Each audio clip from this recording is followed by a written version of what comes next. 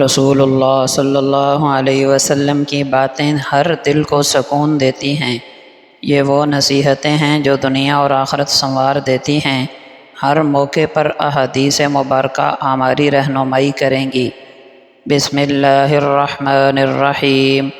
مسند احمد کی روایت ہے، حضرت عبداللہ ابن مسعود رضی اللہ عنہ فرماتے ہیں کہ رسول اللہ صلی اللہ علیہ وسلم نے فرمایا، قیامت کی نشانیوں میں سے ایک یہ ہے کہ ایک شخص دوسرے کو صرف جان پہچان کی بنیاد پر سلام کرے گا، نہ کہ مسلمان ہونے کی بنیاد پر۔ پیارے دوستو، اسلام میں سلام کرنا ایک عظیم نیکی ہے۔ یہ ایمان کی علامت ہے۔ جب آپ کسی مسلمان کو السلام علیکم کہتے ہیں تو آپ اس کے لیے امن اور رحمت کی دعا کرتے ہیں، لیکن افسوس آخری زمانے میں لوگ اسلام کی یہ تعلیم بھول جائیں گے۔ وہ اجنبی مسلمان کو دیکھ کر سلام نہیں کریں گے، بلکہ صرف جان پہچان والوں کو سلام کیا جائے گا۔ اس روش کو اللہ کے محبوب صلی اللہ علیہ وسلم نے قیامت کی علامت قرار دیا۔ صحیح مسلم کی روایت ہے، نبی اکرم صلی اللہ علیہ وسلم نے فرمایا، سلام کو عام کرو تاکہ آپس میں محبت پیدا ہو۔ یعنی جب آپ سلام عام کریں گے تو دل قریب آئیں گے، تعلقات مضبوط ہوں گے اور امت ایک دوسرے سے جڑی رہے گی۔ یاد رکھیے، سلام صرف تعلقات کی بنیاد پر نہیں بلکہ ایمان کی بنیاد پر ہونا چاہیے۔ تو آئیے عہد کریں کہ ہم رسول اللہ صلی اللہ علیہ وسلم کی اس مبارک سنت کو زندہ کریں گے۔ ذرا سوچئے، سب سے زیادہ کمزور کون ہے؟ سب سے زیادہ بخیل کون ہے؟ رسول اللہ صلی اللہ علیہ وسلم نے ان دونوں کا جواب ہمیں بتا دیا ہے۔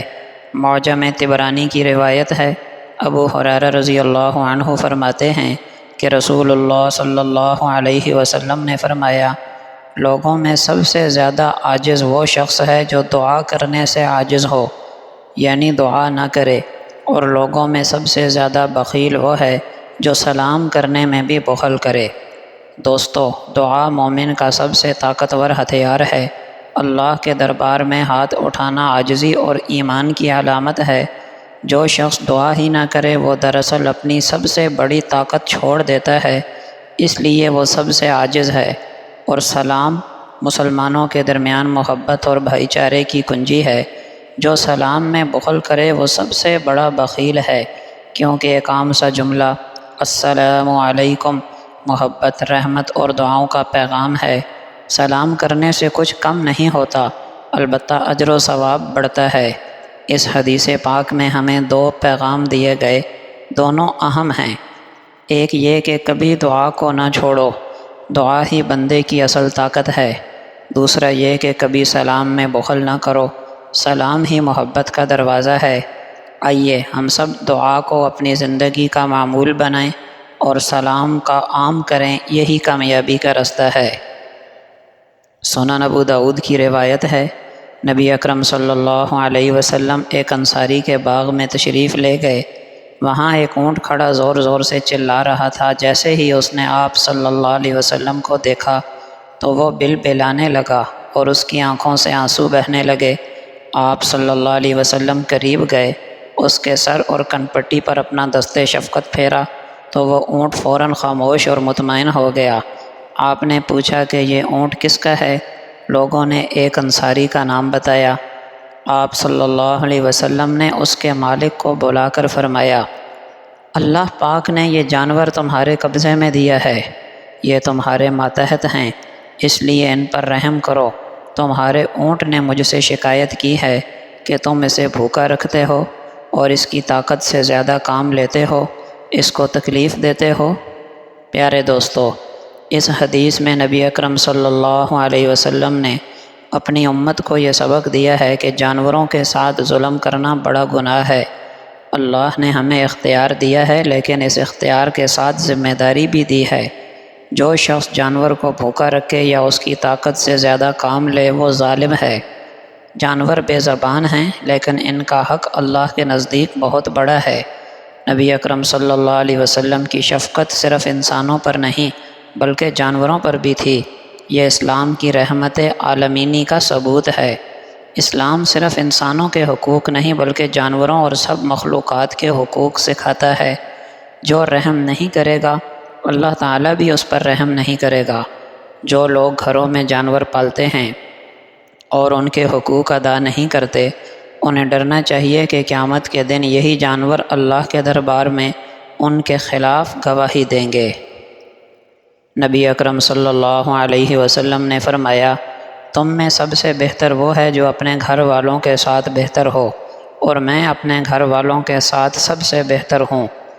دوستو، روزمرہ کی چھوٹی چھوٹی باتیں جیسے مسکرا کر ملنا، نرم لہجے میں بات کرنا، غلطی کو معاف کر دینا، معمولی سا تحفہ دے دینا، یہ سب بڑے اثرات رکھتے ہیں۔ یہ چیزیں بظاہر چھوٹی ہیں لیکن دل جیتنے والی ہیں۔ یہ محبت اور اعتماد کو بڑھاتی ہیں۔ نبی کریم صلی اللہ علیہ وسلم کا اپنے اہل خانہ کے ساتھ رویہ محبت، نرمی اور خدمت والا تھا۔ آپ خود گھر کے کاموں میں حصہ لیتے، بچوں کے ساتھ شفقت فرماتے، ازواج مطہرات کے ساتھ نرمی اختیار کرتے۔ اس لیے جو شخص اپنے گھر والوں کے ساتھ اچھا ہے وہی حقیقت میں سب سے بہتر ہے۔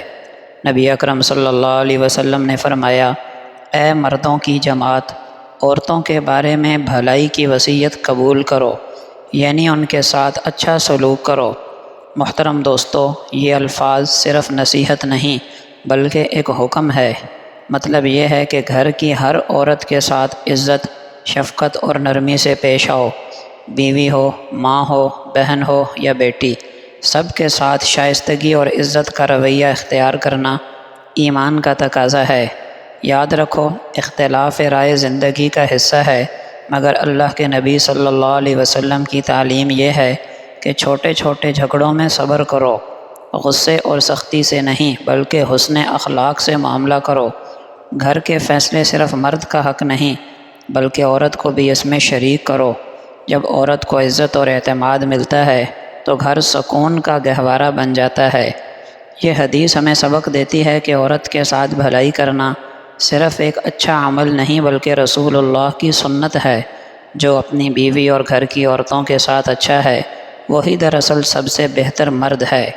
آئیے ہم سب عہد کریں کہ اپنے گھروں میں نبی کریم صلی اللہ علیہ وسلم کی تعلیمات کو زندہ کریں گے، صبر، محبت اور عزت کے ساتھ اپنی خواتین کے ساتھ برتاؤ کریں گے تاکہ ہمارے گھر بھی جنت کا نمونہ بن جائیں۔